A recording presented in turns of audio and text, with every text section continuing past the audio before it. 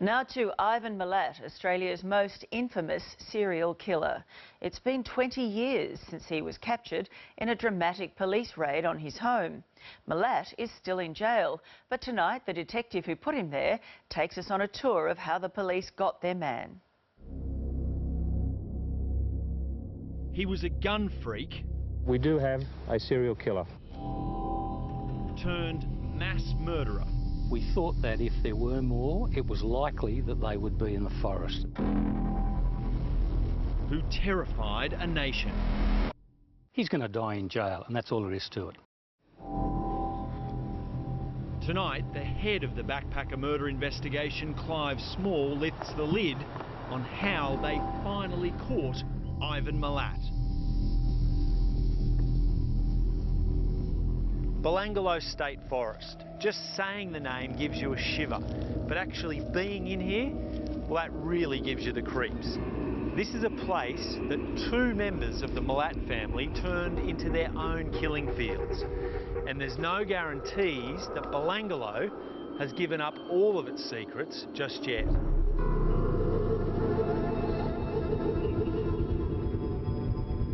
So this is it, the memorial for the 7 backpackers.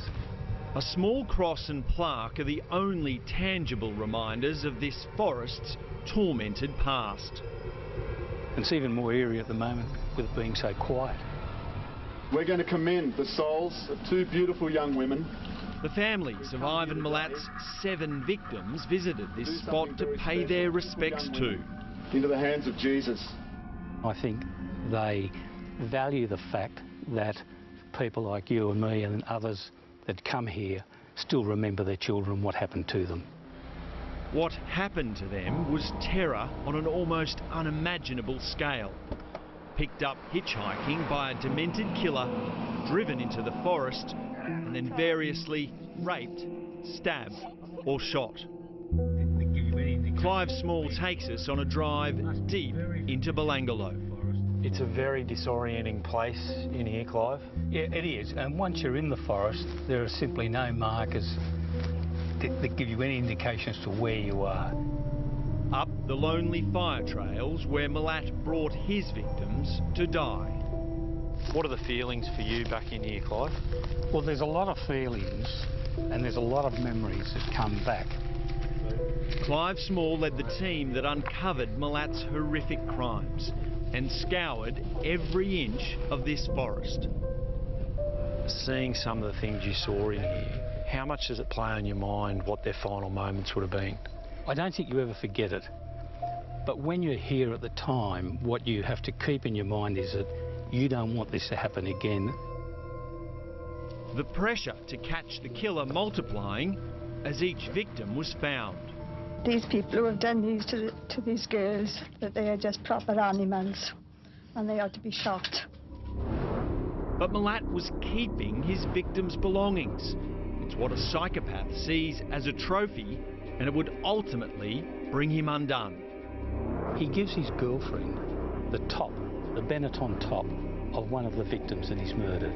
Clive's team was swamped with information, but it was a phone call from British backpacker Paul Onions that provided the breakthrough.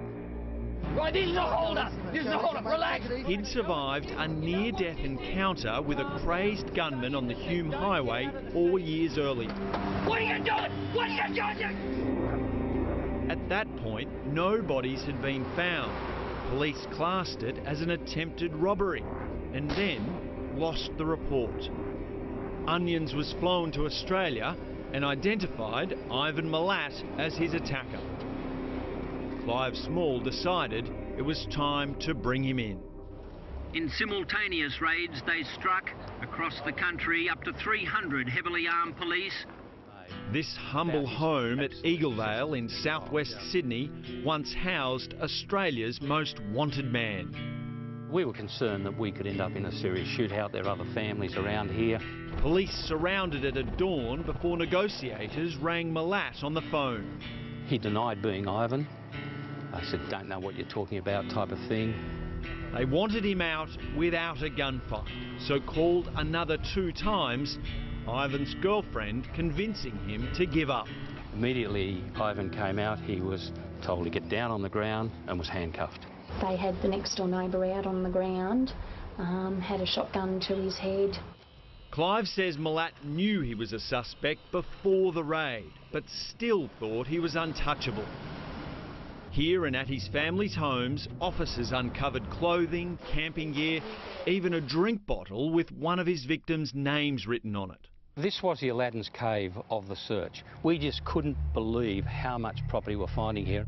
They also found blood-stained bindings, a hunting knife and, hidden inside a wall cavity, a Ruger rifle that matched cartridge cases uncovered at 2 of the crime scenes.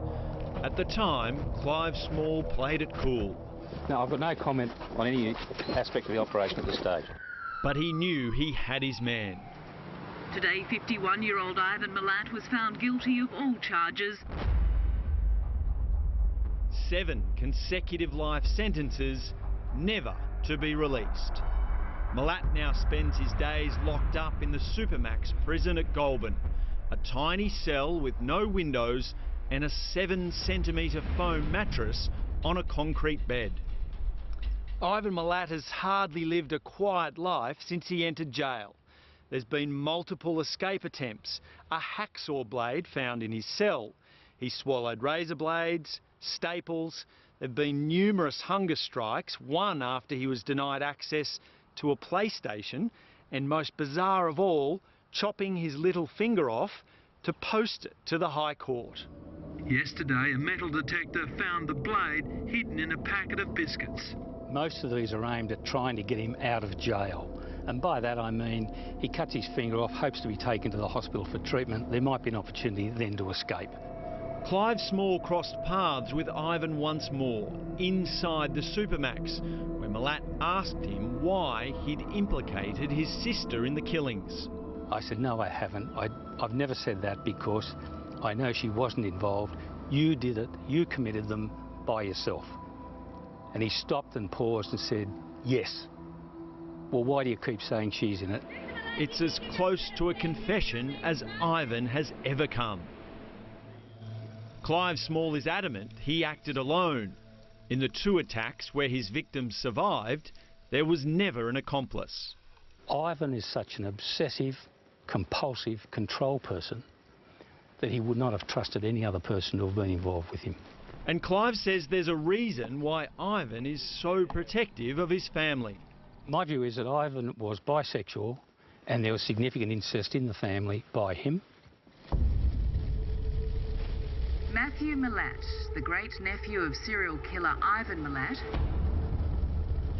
This troubled family has now produced 2 killers. Was killed purely for Milat's personal enjoyment. Ivan's great-nephew Matthew is serving 43 years jail for killing his teenage friend in the same forest. Well, I think it was trading off the family name in a sense. Clive Small tells the entire family story in a new book called Milat. He makes the case that Ivan has an 8th victim. The body had been dumped just metres from a fire trail. 18-year-old Peter Letcher's bullet-riddled body was found in the Jenolan State Forest.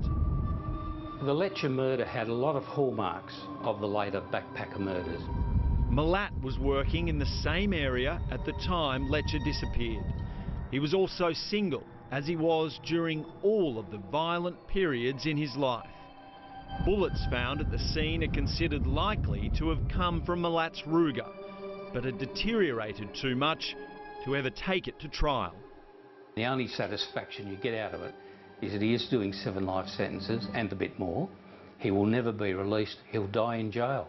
And there's one more victim found in Belangolo, known only as Angel. Her identity and murderer is unknown. Ivan was in prison at the time of her death, but it could be the work of a Milat copycat who's yet to be found.